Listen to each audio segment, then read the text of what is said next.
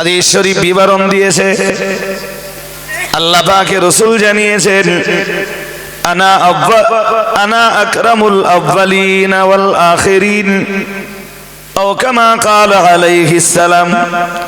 প্রিয় নবী আমার জানিয়েছেন, আল্লাহ পাক এই পৃথিবীতে সম্মানিত যত মানুষকে পাঠিয়েছেন, সম্মানিত যত মানুষ দুনিয়া থেকে বিদায় নিয়েছেন, সম্মানিত যত মানুষ পৃথিবীতে আছেন, কিয়ামত পর্যন্ত সম্মানিত যত মানুষ পৃথিবীতে আসবেন, আল্লাহ পাক রব্বুল আলামিন তাদের সবাইকে যতটা সম্মান দিয়েছেন, আমি মুহাম্মাদুর রাসূলুল্লাহ সাল্লাল্লাহু আলাইহি ওয়াসাল্লাম আমাকে আল্লাহ একা তার চাইতে বেশি সম্মান দান করেছেন।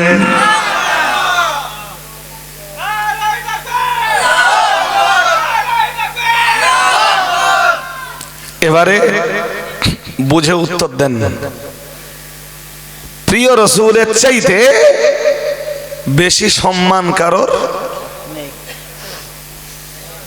শুধু শয়তানি বলতে পারে যে নবীর চেয়ে আমার সম্মান।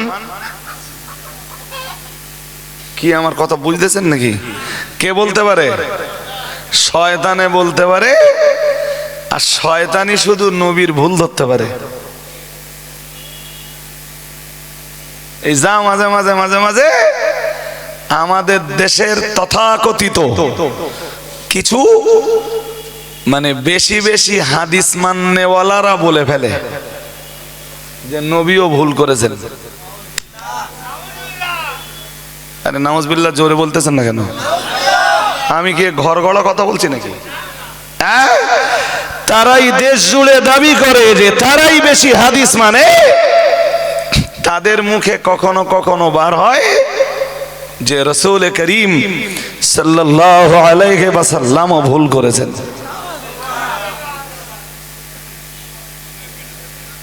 তারা হাদিসের নামে বোঝে ঘোড়ার ডিম। শুনছেন নাকি?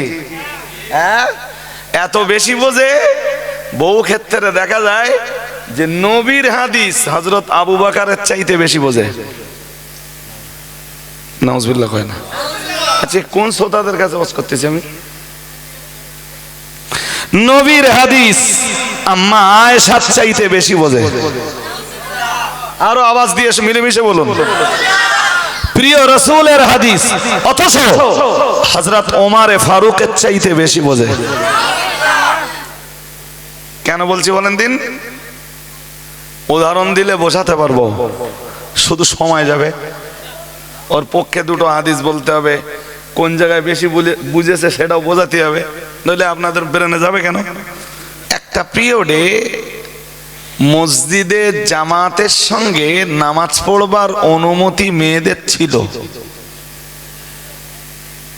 শুনছেন? ছিল না আছে বলেছি? ছিল, এবং সেই হাদিসগুলো সহিহ। রাসূলুল্লাহ নিষেধ করেছিলেন যে তোমরা তোমাদের মেয়েদেরকে মসজিদে আসতে নিষেধ করো না।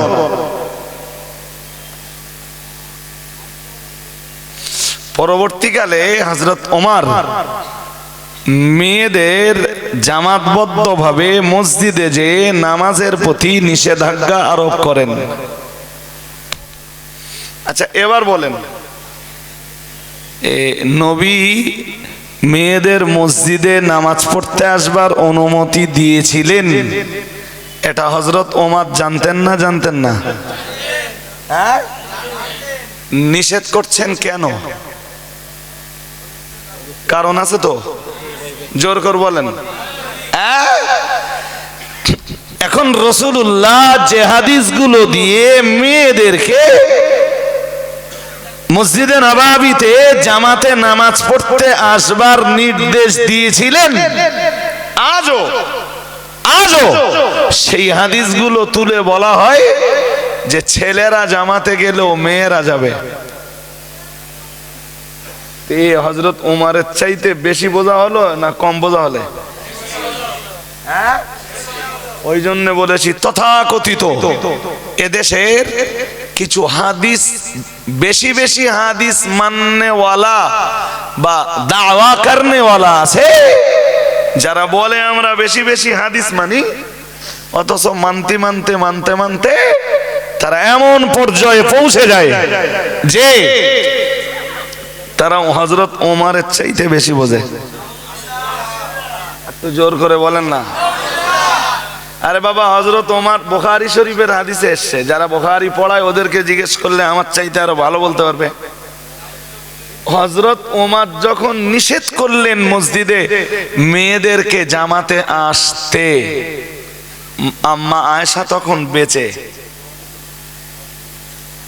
আম্মা আয়েশা রাসূলের পিছে নামাজ পড়া মানুষ, তার আব্বা আবু বকরের পিছে নামাজ পড়া মানুষ, হযরত ওমরের সঙ্গে জামাতে নামাজ পড়া মানুষ।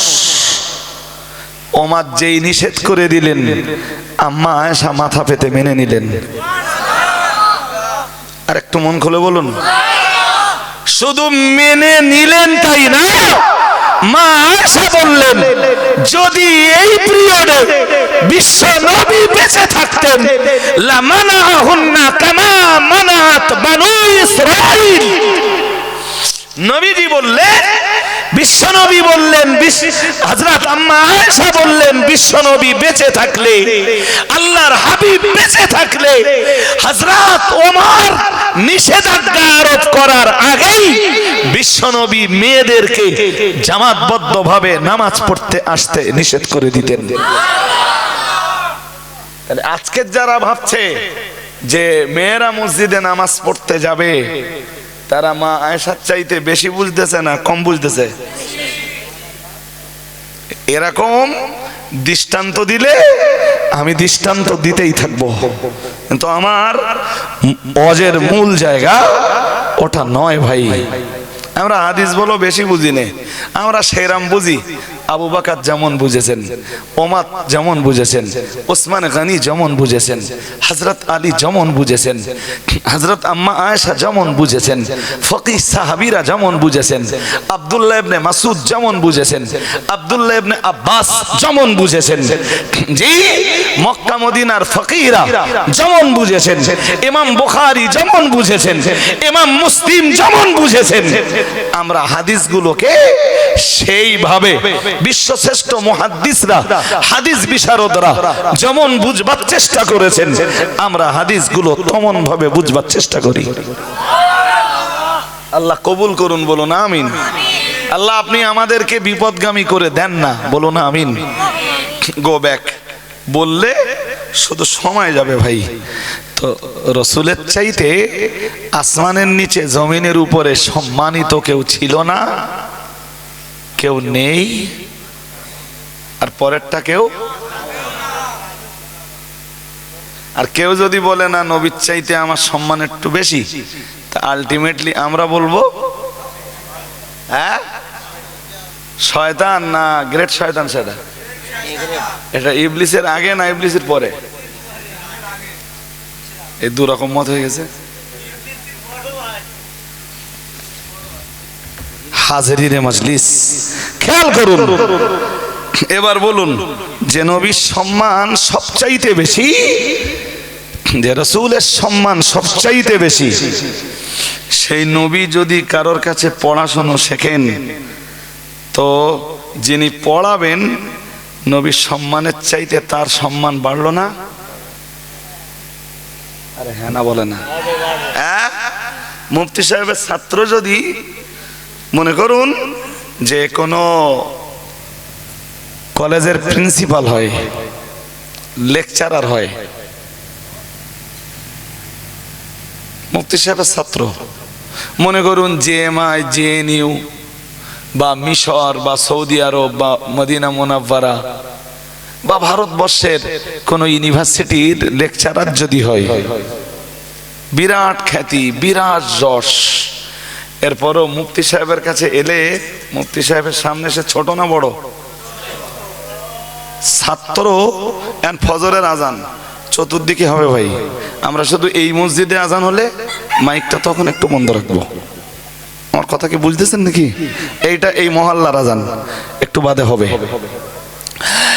তো রসুল যদি কোনো মাস্টারের কাছে পড়তেন তো সেই মাস্টারের সম্মান নবীর চাইতে বলেন। এই জন্য আল্লাহ কোরআন শরীফ ওই আয়াত দিলেন কি? কোরআন শরীফের 21 পারার প্রথম পৃষ্ঠা সূরা আনকাবুতের ভিতরে মহান আল্লাহ বললেন, ওমা কুনতা তাতলু মিন ক্বাবলিহি মিন কিতাবিন। আল্লাহ পাক রব্বুল আলামিন বললেন, ও নবী শুনুন, আমি আল্লাহ পাক রব্বুল আলামিন বলছি, ইতিপূর্বে আমি আল্লাহ আপনাকে কোনো কিতাব পড়াইনি। সুবহানাল্লাহ।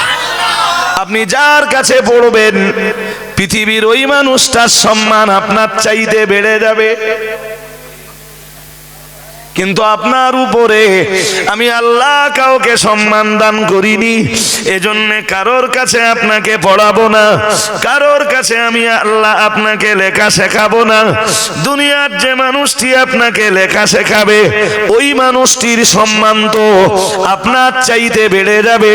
আমি আল্লাহ পাক রব্বুল আলামিন তাই দুনিয়ার এই লেখা, দুনিয়ার এই পড়া থেকে আপনাকে মাহরুম বানাবো। বরং আমি আল্লাহ পাক রব্বুল আলামিন বলছি, লা তুহাররিক বিহি লিসানাক।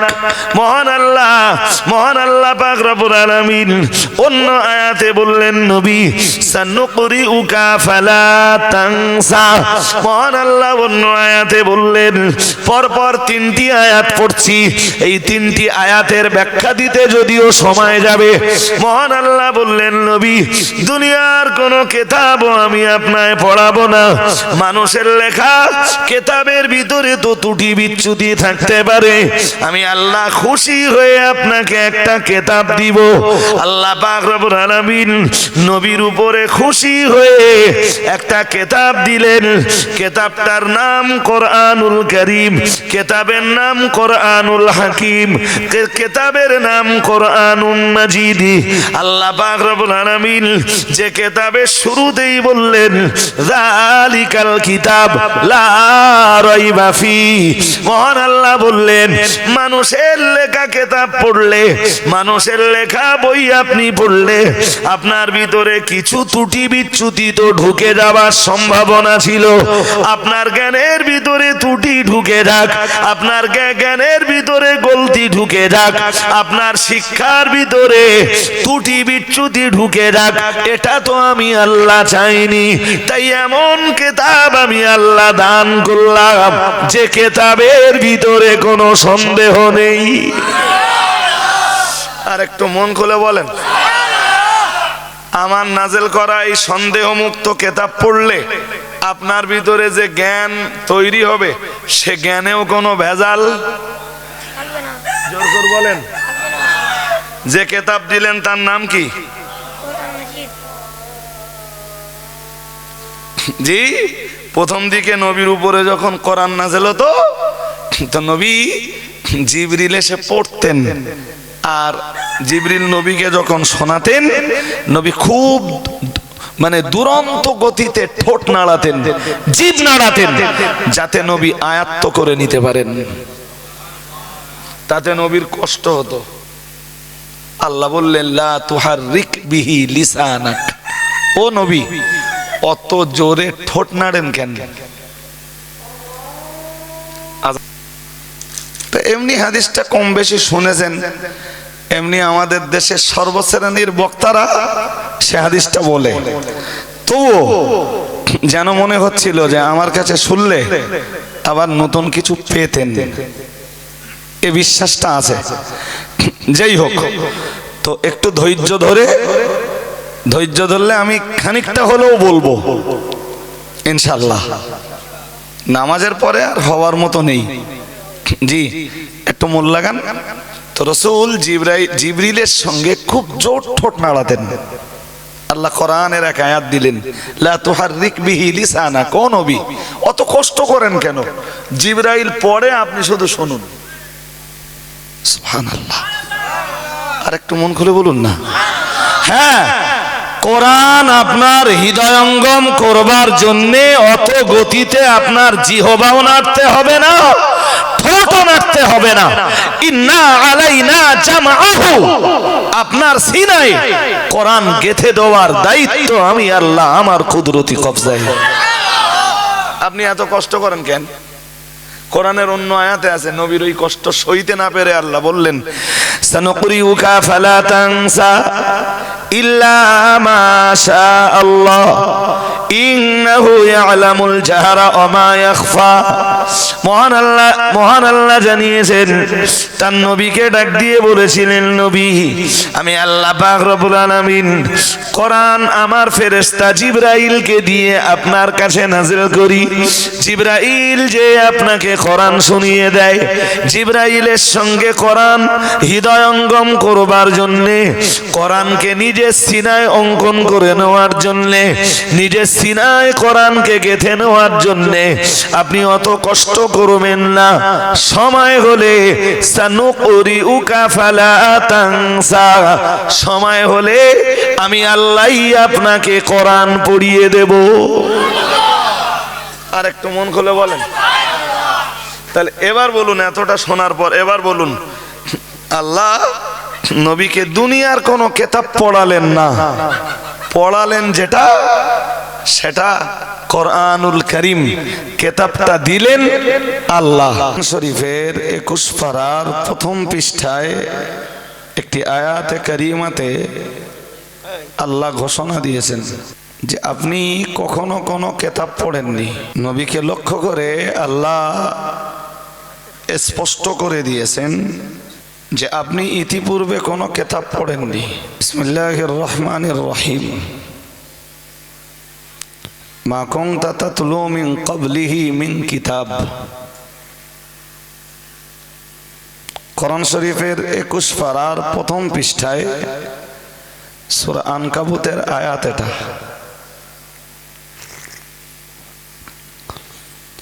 আল্লাহ কোরআনুল কারীম নাযিল করে নবীকে বললেন, মা কুনতা তাতলু মিন ক্বাবলিহি মিন কিতাব, বললেন ইতিপূর্বে আপনি কোনো কিতাব পড়েননি। ওয়ালা তাখুতুহু বিয়ামিনিক, আপনি আপনার ডান হাত দ্বারা কোনো কিছু লেখেননি। সুবহানাল্লাহ বলুন, আর একটু আওয়াজ দিয়ে বলুন না। তাহলে এখান থেকে দুই জিনিস পাওয়া গেল। আমার যেন মনে হয় যে কিছুক্ষণ আমার কথা শুনতে শুনতে আপনারা আর একটু চাঙ্গা হবেন। এখনো ফজরের ওয়াক্ত আসেনি, নইলে দোয়া করে দিতাম। আল্লাহ বললেন, প্রথম কথাটা বললেন আপনি ইতিপূর্বে কোনো কিতাব পড়েননি।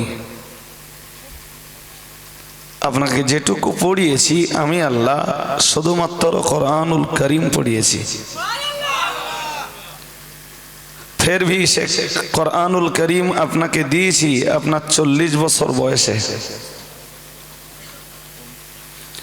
তাহলে আপনার জিন্দেগির 40 বছর বয়স পর্যন্ত কোনো কিতাবের সাথে আপনার কোনো সম্পর্ক নেই।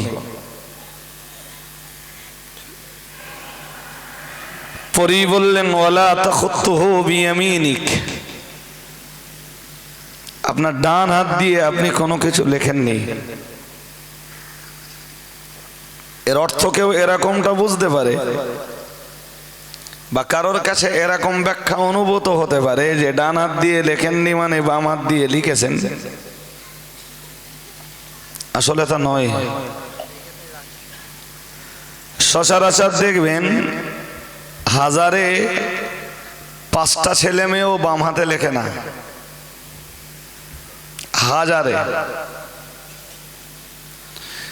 স্বভাবতই রাসূলুল্লাহ পৃথিবীর প্রত্যেকটি কাজ করতেন ডান হাত দিয়ে, শুধু বাম হাত দিয়ে সেই কাজটা করতেন যে কাজগুলি করবার জন্য আল্লাহ বাম হাতটাকে সৃষ্টি করেছেন।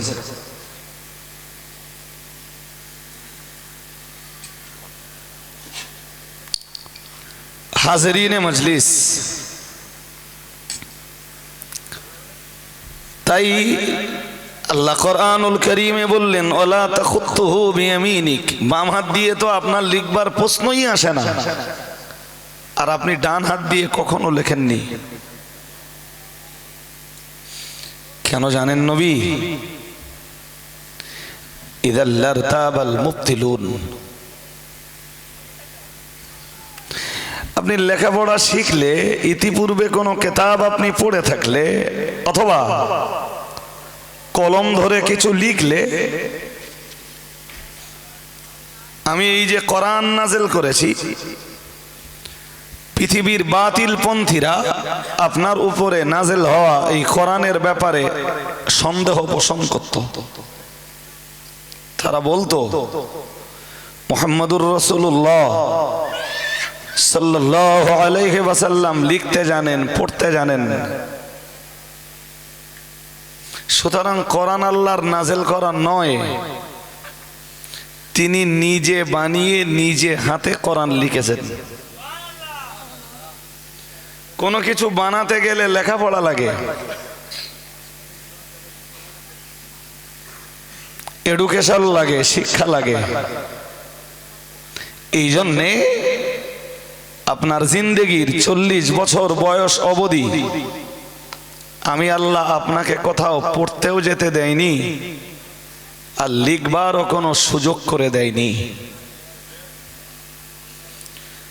পৃথিবীর প্রত্যেকটি ছেলে, প্রত্যেকটি মেয়ের জন্য যেখানে লেখাপড়া শেখাটা ভালো, আপনার জন্যে পৃথিবীর কোনো মানুষের কাছ থেকে জ্ঞান অর্জন করাটা ভালো নয়। সুবহানাল্লাহ।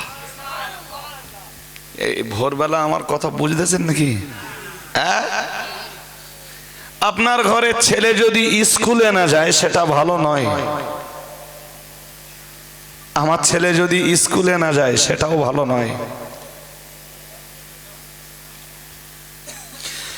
কিন্তু বিশ্বনবী পৃথিবীর কারোর কাছে লেখাও শেখেননি, পড়াও শেখেননি। এটাই ছিল বিশ্বনবীর জন্য ভালো। আর একটু মন খুলে বলেন না কেন ভালো? তার অনেকগুলো ব্যাখ্যা, যার প্রথম এক ব্যাখ্যা নেন। আচ্ছা, আমি স্কুলের মাস্টার, আমি ক্লাসে যে পড়ানোর পরে ছাত্রদেরকে বলতে পারবো যে আমি যা পড়িয়েছি 100% সঠিক। ছোট ভাই, একদম আওয়াজ হলে হবে না ভাই, একদম নিঃশব্দে কথা শুনতে হবে। আমরা কেউ বলতে পারবো যে আমরা যা পড়াই 100% সঠিক? কোন মাস্টার পারবে? পারবে না। তাহলে কেতাবে যদি ঠিকও থাকে, মাস্টারের পড়ানোর সময় কিছু গলতি, ভুল ত্রুটি হয়ে যাওয়াটা স্বাভাবিক, সম্ভাবনাও থাকে। রাসূল যদি পৃথিবীর কোনো মাস্টারের কাছে পড়তেন, তো যে মাস্টারের কাছে রাসূল পড়তে যেতেন, মাস্টারের ভুল হলে সেই গলতি, সেই ভুলটাই রাসূলের ভিতরে ঢুকে যেত। আল্লাহ চাননি রাসূলের ভিতরে যে জ্ঞানটা জায়গা পাবে, সেই জ্ঞানের ভিতরে কোনো গলতি থাকুক, ভুল থাকুক, ত্রুটি থাকুক। তাই আল্লাহ তার রাসূলকে দুনিয়ার মানুষের কাছে, দুনিয়ার এই স্বাভাবিক শিক্ষা থেকে, লেখা এবং পড়া থেকে সম্পূর্ণ মাহরুম রেখে দিয়েছেন। আর একটু মন খুলে বলুন, এর 2 নম্বর ব্যাখ্যাটা নেন ছোট ছোট করে, এখন ভোরবেলা তো 2 নম্বর ব্যাখ্যাটা নেন। আমাদের ঘরের ছেলেরা, ধরুন ক্লাস 8-এ যে ছেলেটা পড়ে, মনে করুন ও জীবন বিজ্ঞান পড়ে, ও ভৌত বিজ্ঞান পড়ে, না কি বলে, ভৌত বিজ্ঞান না কি বলে না, ভৌত বিজ্ঞান পড়ে। আমাদের ঘরের ছেলে ইতিহাস পড়ে, ভূগোল পড়ে। এই ইতিহাস, এই ভূগোল, এই জীবন বিজ্ঞান, এই ভূত বিজ্ঞান, জি, এই রাষ্ট্রবিজ্ঞান, এই পদার্থ বিজ্ঞান, এই প্রাণী বিজ্ঞান, এই উদ্ভিদ বিজ্ঞান, এই জীব বিজ্ঞান, এই বইগুলো যারা লিখেছেন, লিখবার সময় বইয়ের লেখকদের দুই একটা ভুল হতে পারে না? পারে না? সবাই একটু জোর আওয়াজে বলেন। আমার সাথে কথা বললে ঘুমও লাগবে না, এই ভোরবেলা ঘুমাবেন না, একটু বাদে দোয়া করব। পারে তো রাসূল যদি দুনিয়ার কোন মানুষের লেখা বই পড়তেন, যাদের বইয়ের ভিতরে কিছু না কিছু ভুল ত্রুটি থাকবার সম্ভাবনা আছে, রাইটারের ভুল থাকলে ওই রাইটারের লিখিত কেতাবের পাঠক যারা, আলটিমেটলি তাদের ভিতরে কিছু ভুল ঢুকে যাওয়ার সম্ভাবনা আছে। রাসূলুল্লাহ যদি কোনো মানুষের লেখা বই পড়তেন, তো রাসূলের ভিতরেও সে ভুলটা ঢুকে যাবার ভয় ছিল। তাই আল্লাহ তার প্রিয় রাসূলকে দুনিয়ার কোনো মানুষের লেখা কিতাব পড়াননি। আমি 3 নম্বরে বলবো, মাথা নিচু করলে হবে না। আবার এক একজন মাথা নিচু করছেন মানে ঘুম পাচ্ছে, একদম চোখে চোখ। 3 নম্বর,